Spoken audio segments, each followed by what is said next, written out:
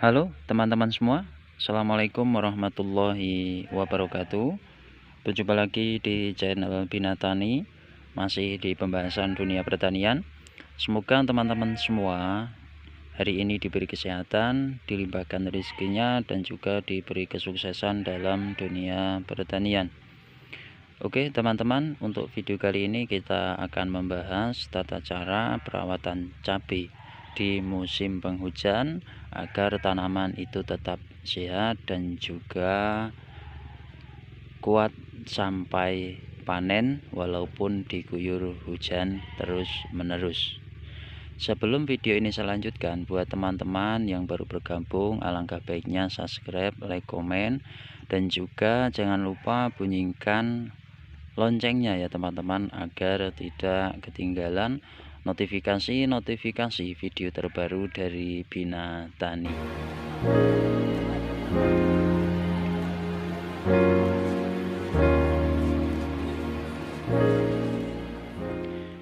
Oke teman-teman semuanya, pada kesempatan hari ini kita bahas tata cara penanaman cabai di musim penghujan. Di saat musim penghujan telah tiba, banyak para petani itu kerepotan dalam mengendalikan serangan jamur, sehingga tingkat keberhasilan itu menipis. Ada sebagian petani itu total karena diserang oleh busuk batang, dan juga ada sebagian dari petani itu panen. Akan tetapi dari segi panen itu tidak maksimal karena dari tanaman itu tidak sehat. Nah, maka dari itu kita bahas sama-sama budidaya tanaman cabai di musim penghujan agar tanaman itu tetap sehat. Dalam budidaya tanaman cabai di musim penghujan, teman-teman, sebelum melakukan pindah tanam ya teman-teman, teman-teman harus perhatikan pH tanah. pH tanah teman-teman harus perhatikan sebelum melakukan penanaman di lahan, karena tanaman sehat itu tergantung pada pH tanah. Teman-teman harus melakukan seleksi ataupun di situ melakukan pengecekan menggunakan alat ukur pH tanah sebelum teman-teman melakukan pindah tanam. Adapun untuk mengetahui pH tanah itu netral ataupun tidak, teman-teman bisa cek menggunakan alat seperti ini.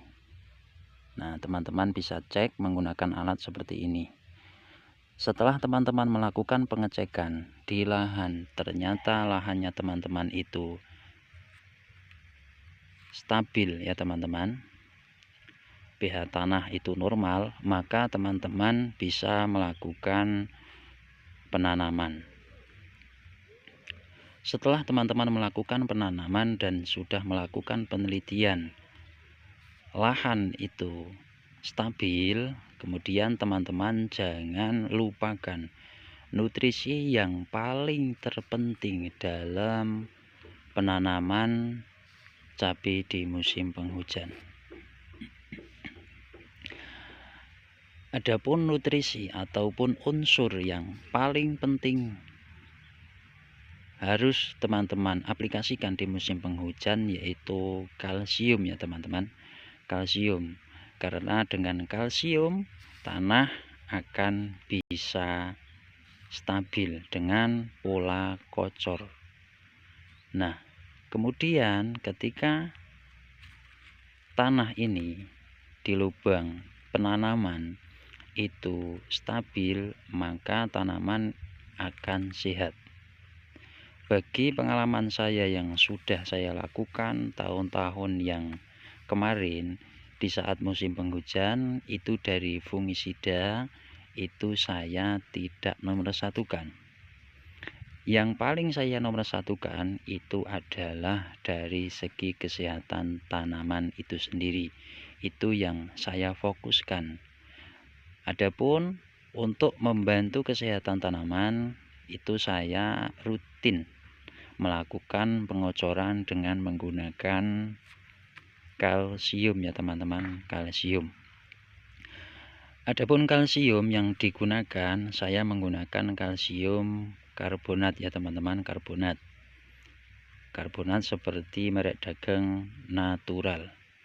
Adapun untuk teman-teman, ketika di sekitar teman-teman itu tidak ada kalsium karbonat, teman-teman bisa menggunakan kalsium oksida.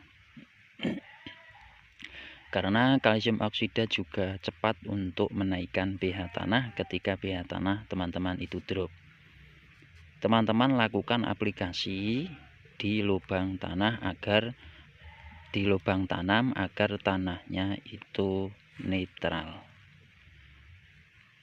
Adapun yang saya lakukan untuk pengocoran kalsium pada tanaman yang sekarang ini, itu saya kocorkan 15 hari sekali. Itu saya melakukan pengocoran dengan tunggal ya teman-teman. Tunggal saya aplikasikan di lubang tanah.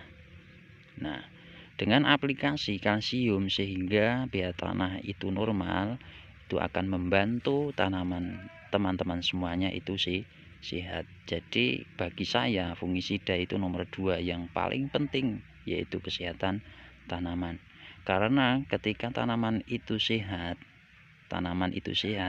antibodinya itu kuat, maka jamur itu akan minder teman-teman, minder sendirinya karena tanamannya sehat.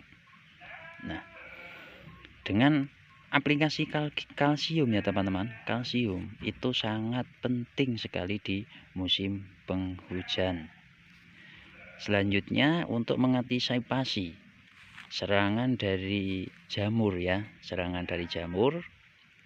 untuk meminimalkan angka kematian ya teman-teman, itu ketika teman-teman sudah melakukan sterilisasi ataupun di situ pengukuran pH tanah itu stabil, kemudian cara memasang ini ajir ya teman-teman, cara memasang ajir itu kalau bisa sebelum tanam ataupun cabai belum akarnya panjang.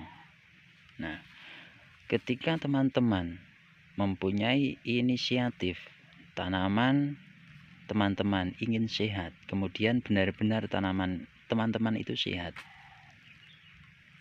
teman-teman melakukan penancapan ajir, akan tetapi ajir ini teman-teman tancapkan di saat ini sudah dewasa, maka ajir ini akan memutuskan akar dari tanaman teman-teman.